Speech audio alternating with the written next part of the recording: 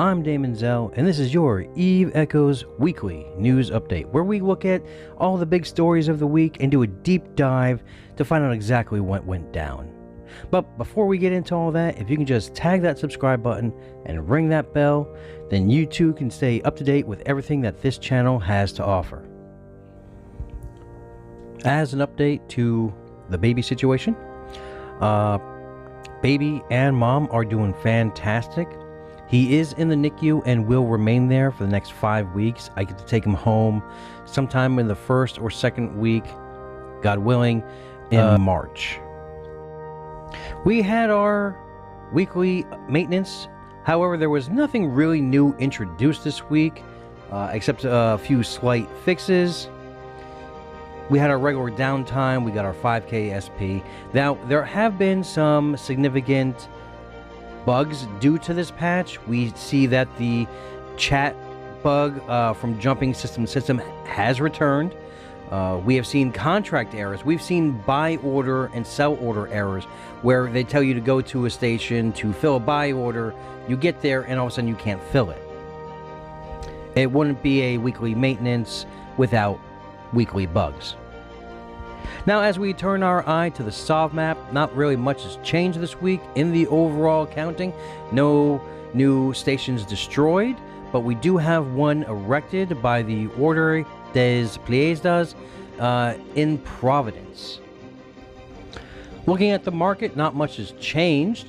Plex is still on the rise at near 1 million per. However, even with the insurance program up and running for a week now, we've not really seen a dip in the faction wreck market. However, moving on from this week, because we have so many issues with the insurance program, I will start looking at the amount of buy orders and sell orders for ships in general to see exactly what's going on in that market.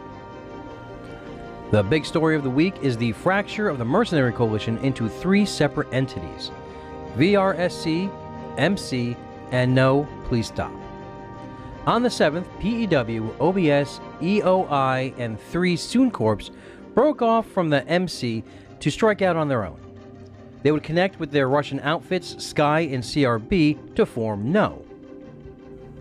There were a myriad of reasons for the split, including lack of communication, the number of blues, and the lack of participation, just to name a few of these. In the recent month, 80% of all operations were being fielded by PEW. To prove they were better on their own, just 24 hours prior to this, PEW and company had a huge battle with wild geese, adding up to 250 billion in kills within 15 minutes. The geese formed up on gate in 11 battleships and 70 battlecruisers. With 50 Guardians and 10 Vindicators, PEW engaged the fleet, brawling at 0 km. By the end of this 15-minute fight, all 11 of the wild geese fleet was down, as well as 30 to 40 battlecruisers. PEW would also like to give a shout out to wild geese, as they've been the most fun fights for the now new No Alliance. I reached out to Promised One, part of the MC leadership that I have had the pleasure to deal with since they entered the game. In a statement to me, he says, "I'm quitting Eve Echoes personally. Mercenary Coalition has become too industry-focused and needs to trim the fat to become effective. It was also scattered across New Eden as independent groups rather than working together. This eventually drove people apart. Regarding PEW, they just didn't like taking orders, wanted a more relaxed command structure, and essentially wanted to change at the leadership level within the MC. Same is true with the other new groups that joined. This created a rivalry between older MC Corps and newer Corps, leading to the split which happened. OBS, OBSM, PEW, and the 4 Soon Corps are departing from MC, leaving the core original MC Corps. I allowed my corp to vote, and they chose to stay. As I personally do not agree with staying, I am turning the corp over to one of our leaders and exiting Eve Echoes. This also leaves the Mercenary Coalition with no strategic level FCs. As far as I am concerned, this leaves the MC with no ability to do contracts at any point. He goes on to tell me that it's been a good ride and that this will give him a chance to focus on real-life stuff, and that Eve Echoes, in his opinion, has been going downhill with terrible implementation of features, and the insurance program was the straw that broke the camel's back. He goes in depth on Reddit to explain what occurred within the MC that drove this wedge into the heart of the Alliance. Most of the issues within MC accelerated when they set a large amount of blues due to leadership working with those groups to cement a wartime contract against ACR and its allies. The reason for the blues was not communicated to the line, as they were worried about spies and intel getting out. Due to this, CRB left immediately because this directly affected their playground. After a few days of listening to non-stop rhetoric about blues, leadership decided to make a statement to the line regarding the blues, which was basically, hold tight, we are working on something big. That something was going to be the largest contract the Mercenary Coalition ever did to date. Reality is, there were other issues going on, and this just added fuel to the fire. Even after those members were told why it was done, those same members kept on bitching about blues and fleets, creating a runaway effect. There was no turning back. The telltale signs were already there when we saw multiple corporation leaders meeting in the PEW Discord frequently. As said before, PEW ran 80% of the contract work, and fleets were mainly comprised of 90% PEW and a sprinkling of the other corporations. Without PEW, people would see 200 plus online with only 20 to 30 in a fleet, which is subpar numbers for a PvP alliance. Mercenary Coalition became bloated with industry. According to Promise, he warned them about this, and true to his word said that he would quit if this ever came to pass. The new guard, PEW OBS, soon wanted changes made, which the core corps did not want, including the removal of the Mercenary Review Board. This all came to head during a leadership meeting on Discord. A vote was proposed for a no-confidence vote in the current leadership, which then turned into a pissing match between people in leadership and PEW, stating that changes they wanted to see. The vote was denied and the corps left. I will post the link to this Reddit thread in the description so you can go in and see exactly what Promise 1's thoughts were. The Mercenary Coalition is now a shell of its former self, and it seems like more and more corps are leaving and joining under Tahini's banner. The ramifications to this political landscape is huge.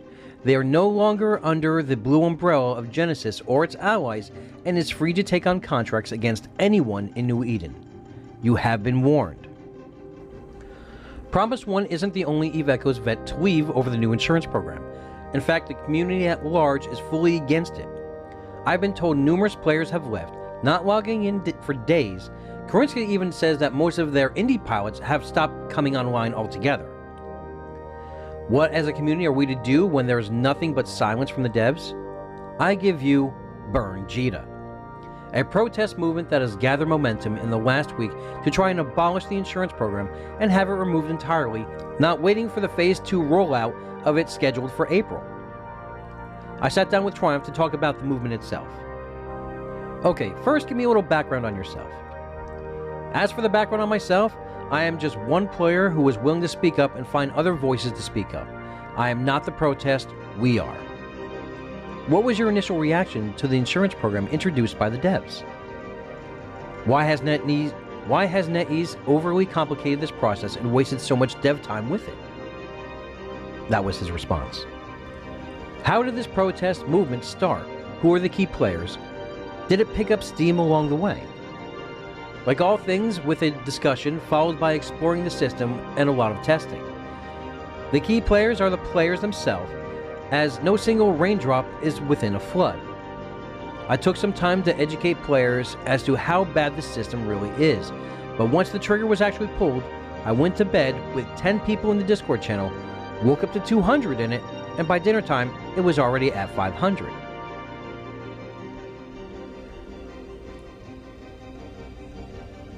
What do you hope to accomplish with the Burn Jita event? Do you think the ITC can be destroyed by all in attendance, or is it simply effigy of the community's revolt? We have one simple goal: remove the insurance program until something can be put in place that won't kill the economy. Every week it continues, it creates 3 weeks of excess material. We can't wait a month.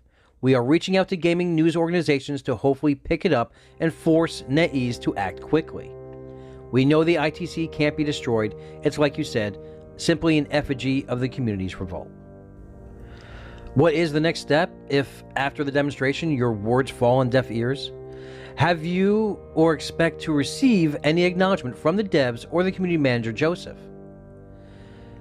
He goes on to say that Joseph has been silent and the moderators have silenced us on Discord. To put it bluntly, if they do respond, I expect it to be some canned corporate line of, "This was not our intention. We will look into it and discuss it further." This can't wait to be looked into further. Every day this system is in place, the economy and work of the player base crumbles. If they fail to listen, I imagine there will be a mass exodus of disillusioned players and the game will be dead within 6 months. I saw some members of the movement take it upon themselves to spam the official Discord chat with their protest. Any comment on that? They censored us. I would like to remind you that they did not allow a single link to the open letter to NetEase. Had one been allowed, I don't feel like the players would have taken it upon themselves, felt censored, and the need to spam the Discord. I have learned that Triumph is now another player who has decided to leave the game due to this program, and it seems like NetEase is now bleeding players, and yet we have had nothing but silence from the devs. If you want to be a part of this protest, go to JITA Friday, 2100 UTC. Let your voice be heard.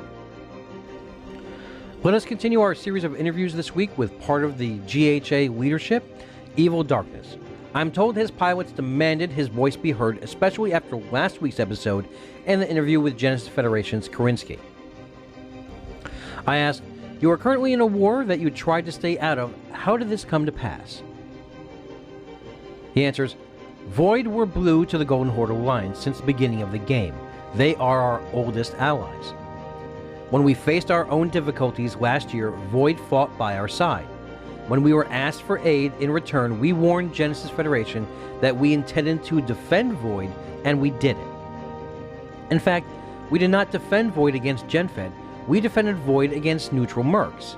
This was enough for GenFed to turn us red. So be it."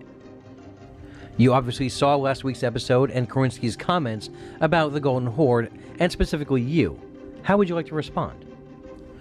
I had asked Momosaurus Rex and Karinsky for a polite and amicable split and have a war without toxicity.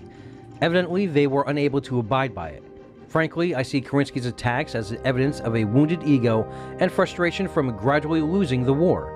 I can understand his pain as his empire crumbles and his own actions are its cause. I will not dignify his comments with further response. Some would call you a puppet master pulling the strings of the Golden Horde Alliance and orchestrated this war. What would you say to them? The Alliance voted me into this position, so I will do my duty to my Alliance. OpForce died in October. That was a lifetime ago in a game time. I am not going to revive the drama of that war through this one. I'm one of 5 people on the Executive Council. The Council makes all the decisions collectively based on the extensive discussions and debates held privately. People can call me what they want. There is no dictator in Golden Horde Alliance. It is amusing that self-proclaimed dictators assume everyone else must also be dictators. Is the Golden Horde Alliance purely on defensive, or will you press an offensive attack?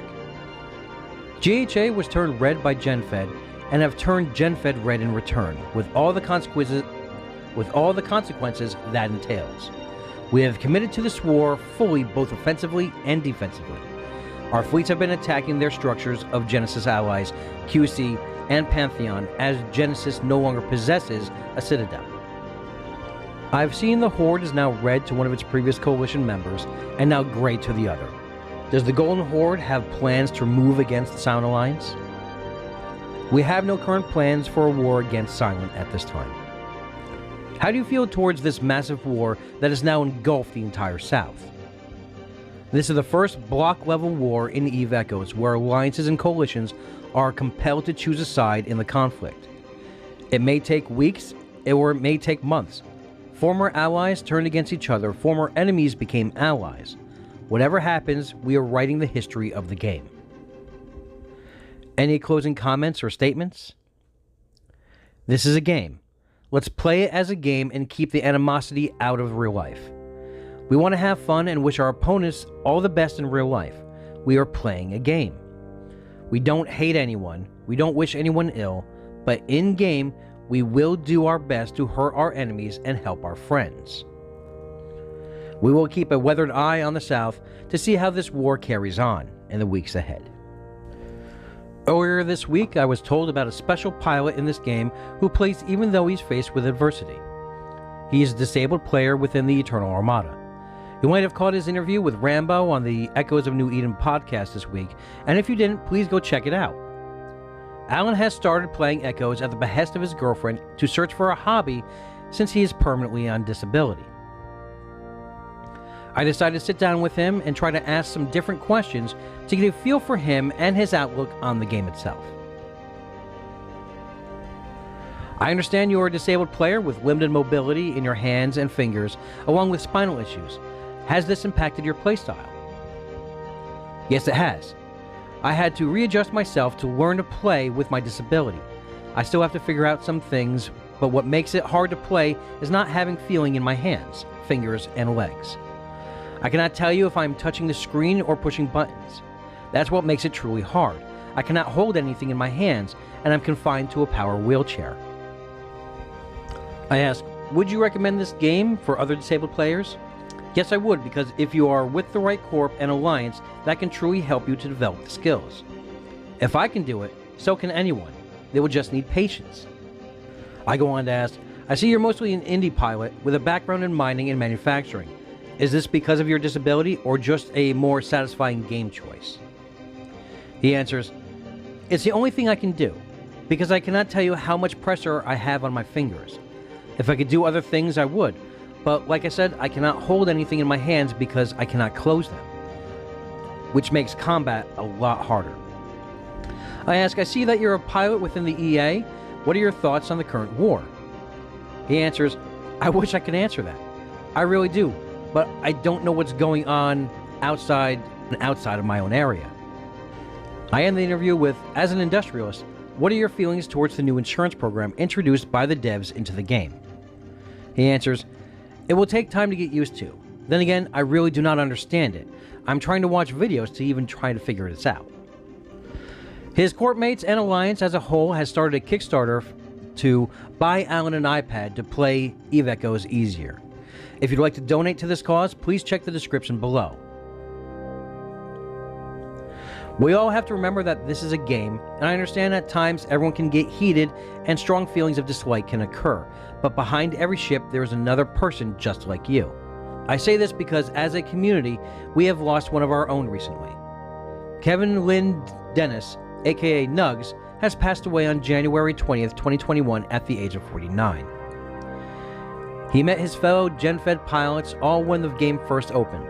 His friends and courtmates remember how he was so warm and open that some folks worried that he was a spy from other alliances. However, with his great sense of humor, colorful personality, and eagerness to help everyone brought him instantly into the group. He particularly had a group of brothers here called AMP, and they adopted him immediately. The group was inseparable. He would hang out with them and chat over voice chat deep into the night on some escapade of exploding pixels. Mamasaurus Rex reminisces how she would pop in there from time to time to say hi or hang out to find a bunch of grown men giggling over the latest story of fun and mayhem. Often, Kevin was the center of that. Mama reached out to Nugs' mother, Betty, in the form of an open letter to explain the loss they all feel as this hole is felt throughout all of Genesis. They go on to say that it's only one of the things they cannot replace. But I am told that Mama and company offered to open a GoFundMe, but Betty didn't want that. She only wanted something written to him from his online friends. They had been with him all throughout his diagnosis, his chemo treatments, his good days and rough nights. In EVE Online, there was a memorial service which is not in this game. I would ask you to write into customer service to the devs and see if we can get this implemented into the game, to remember one of us who will not be able to reclone. In diplomatic news, longtime member Cosmic Hawk has been removed and set gray by Eternal Armada of the QC. When reaching out to Insidious, part of EA leadership, he explained their actions. Within Eternal Armada, for quite some time, Cosmic Hawk has created a ton of drama for both EA and the QC as a whole. Genesis was right, he is toxic. J-Factor was right, Cosmic is toxic. Sun Banana was right, Cosmic was trying to look out for himself and make power grabs within the QC all day, and Cosmic was the source of all EA drama. We scolded him, tried to correct his behavior, but he was completely insubordinate.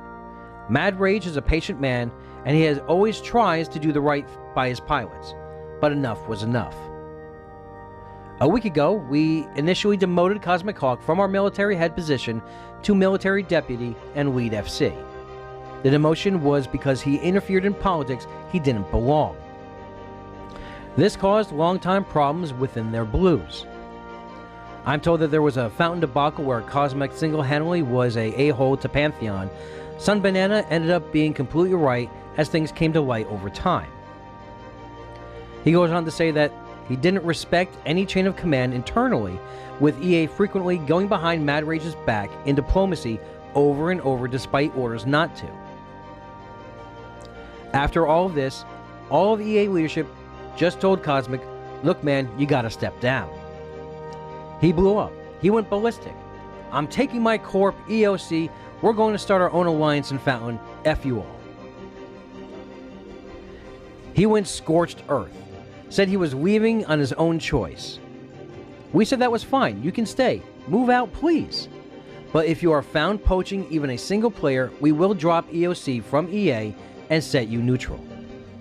He agreed to this in writing. We made a contract and everything, have screenshots of everyone in EA leadership, and him writing, I agree. You can guess what happened next. 2 screenshots of him asking EA pilots to come join him. Verbal testimony from 3 pilots that he reached out to them on comms to try and convince them to leave the EA. After 7 days of blue and moving out, we told him he had violated the agreement. Set him and EOC neutral. EOC has like 15 active pilots in it now. People abandoned ship quite quickly when they realized his dreams of setting up a new alliance were not possible with him blacklisted by all allies. Member count is 80, but there are a ton of alts and inactives. He was claiming that he had 600 pilots to come and take impasse with him. I reached out to Cosmic Hawk to get his side of the story. He goes on record saying, I never wanted to start my own alliance in Fountain. Sun Banana wanted a war of attrition while I didn't. J-Factor was an abusive narcissist as he behaved with me. Cosmic Hawk trying to reason with Sun Banana over stopping the TF war, because essentially it was over. Then came the toxic people blacklist and the accusations of Cosmic colluding with Dead, being a traitor, and trying to form his own alliance in Fountain. Cosmic says that J-Factor is the most toxic person he's ever had the misfortune of meeting in his entire EVE career. As far as the EA poaching claims, he says that he never poached anyone, and he gave the proof that they supplied him that he was poaching, and he supplied the additional screenshots. Apparently the pilot in question left EA, contacted Cosmic Hawk, and then Cosmic Hawk offered him a home within his new group. He claims that Insidious had a complete agenda against him. Cosmic says he's done with the drama, he just wants to play the game in peace without all this animosity towards him. Now, he did also supply me with an official statement of his corporation, the RX Leadership Council. We started questioning the direction of choices made by the Coalition Alliance CEO. After that, an unpopular moderator, Insidious, was installed between some members and corps.